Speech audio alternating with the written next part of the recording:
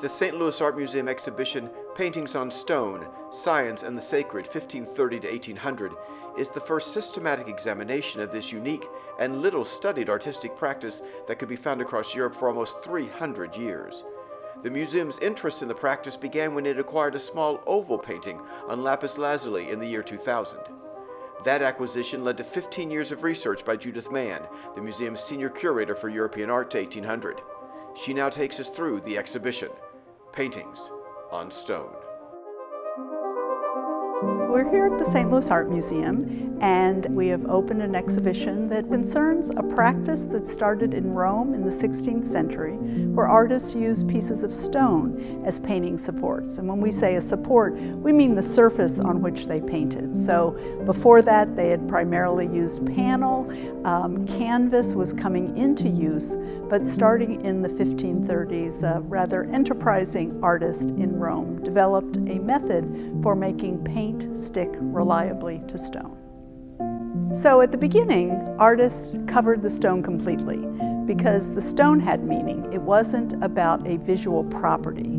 But starting in the later part of the 16th century, artists began to integrate the visual qualities of the stone into the paintings they were making.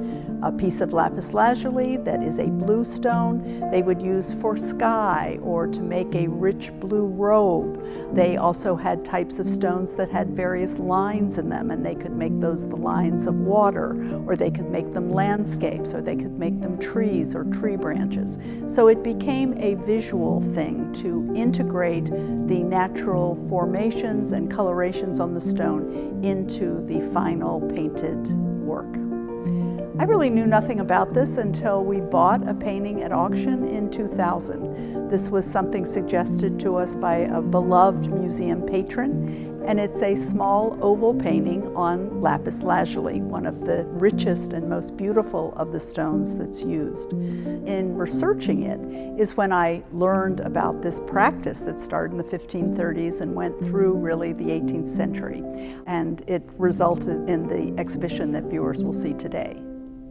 So not only did this particular artist named Cavaliere d'Arpino paint on lapis lazuli, but he painted it on several other stones, also on copper, on canvas, and panel. And we were able to bring all those together so people can really get a sense of what's the difference. Why would an artist think of how visually a painting would be affected by putting it on stone versus putting it on canvas, panel, or copper? So they're all in the exhibition to be seen.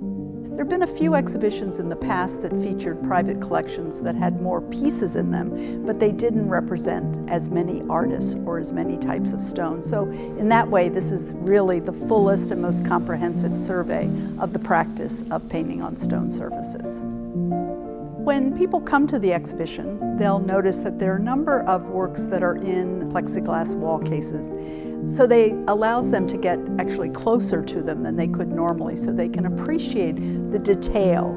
And they can also appreciate what is stone and what is painting. The artists that will be encountered in this exhibition really respond very differently to using stone. So there's a wide variety of responses to using stone and a wide variety of ways in which the artists integrate the stone into the work of art.